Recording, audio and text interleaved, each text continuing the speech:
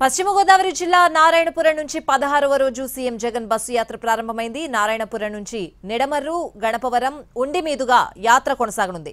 ఉండి శివారులో భోజన విరామం తీసుకుంటారు. సాయంత్రం భీమవరంలో మేమంతా సిద్ధం సభలో పాల్గొంటారు సీఎం జగన్. సభ తరువాత పిప్పర, పెరవలి, సిద్ధాంతం క్రాస్ రోడ్ మీదుగా ఈతకోటకు ముఖ్యమంత్రి బస్సు యాత్ర సాగనుంది. రాత్రి ఈతకోట శివారులో సీఎం జగన్ బస చేయనున్నారు.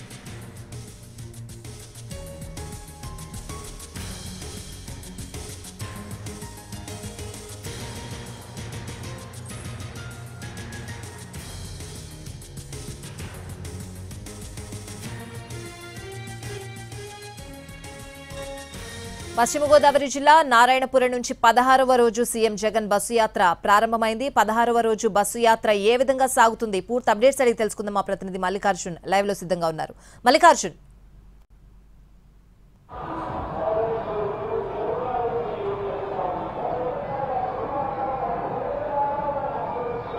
స్వాతి, 16వ రోజు మేమంతా సిద్ధం బస్సు యాత్రకు గోదావరి జిల్లాలో విశేషమైనటువంటి స్పందన వస్తుందని చెప్పాలి. నిన్న ఉమ్మడి పశ్చిమ గోదావరి జిల్లాలోకి కలపరు టోల్గేట్ ద్వారా ఈ యాత్ర జిల్లాలోకి ప్రవేశించింది. నిన్నంతా కూడా కలపరు దగ్గర నుంచి నారాయణపురం వరకు కూడా అడుగడుగున వైసీపీ శ్రేణులు, కార్యకర్తలు, నాయకులు పెద్ద ఎత్తున స్వాగతం పలికారు. ప్రస్తుతం గణపవరం సెంటర్లో ఉన్నటువంటి పరిస్థితిని మనం ఇక్కడ చూస్తున్నాం. నాయకులు, కార్యకర్తలు అందరూ కూడా పెద్ద ఎత్తున ఇక్కడికి తరలి వచ్చారు.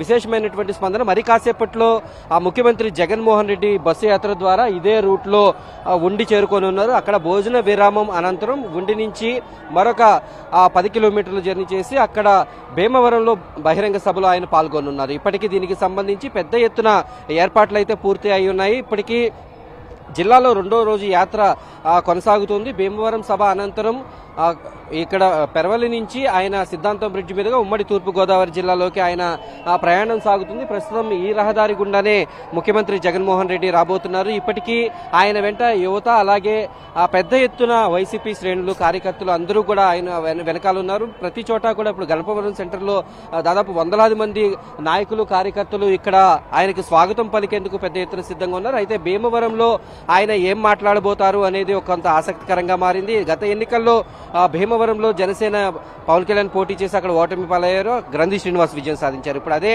నియోజకవర్గంలో ముఖ్యమంత్రి జగన్మోహన్ రెడ్డి బహిరంగ సభ నిర్వహించబోతున్నారు. ఈసారి ప్రతిపక్షాలపైన ఎటువంటి వ్యాఖ్యలు చేయబోతున్నారు, ఎటువంటి విమర్శలు చేయబోతున్నారు అనేది చాలా ఆసక్తికరంగా మారింది.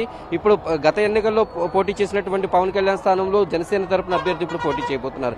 ఈ నేపథ్యంలో ఈ సభకు అత్యంత ప్రాధాన్యత వచ్చేటటువంటి అవకాశం ఉంది. ఇప్పటికీ ఈ సభను విజయవంతం చేసేందుకు నాయకులు పెద్ద ఎత్తున ఇక్కడ ఏర్పాట్లు చేయడం జరిగింది. అలాగే విజయవాడలో జరిగినటువంటి రాయి దాడి అనంతరం ఇక్కడ భద్రతా ఏర్పాట్లను కూడా పెద్ద ఎత్తున పెంచారు.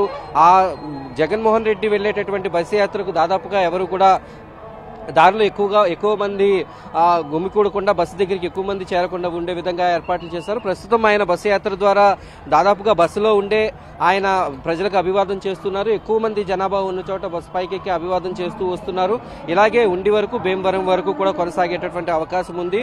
ప్రస్తుతం గణపవరం సెంటర్లో పెద్ద ఎత్తున జనం ఉన్నారు. తర్వాత ఉండి సెంటర్లో కూడా భారీ ఎత్తున ప్రజలు ఎండను కూడా లెక్క చేయకుండా ఆయనకి స్వాగతం పలికేందుకు సిద్ధంగా ఉన్నారు. గోదావరి జిల్లాల్లో జగన్ పర్యటన ప్రారంభమైన తర్వాత దాదాపుగా విజయవంతంగా కొనసాగుతుంది. దీన్ని ఎక్కడా కూడా ఎటువంటి ఇబ్బందులు లేకుండా నిర్వహించేందుకు పోలీసులు కూడా అన్ని చోట్ల పటిష్టమైనటువంటి చర్యలు తీసుకున్నారు. మరి కాసేపట్లోనే ఈ గణపవరం సెంటర్ నుంచి ఉండికి, అక్కడి నుంచి భీమవరం సభకు చేరుకోబోతున్న స్వాతి. మొత్తానికి అయితే ఉమ్మడి పశ్చిమ గోదావరి జిల్లాలో సభ బస్సు యాత్ర విజయవంతంగా సాగుతుందని చెప్పాలి Swathi. Right Mallikarjun, thank you.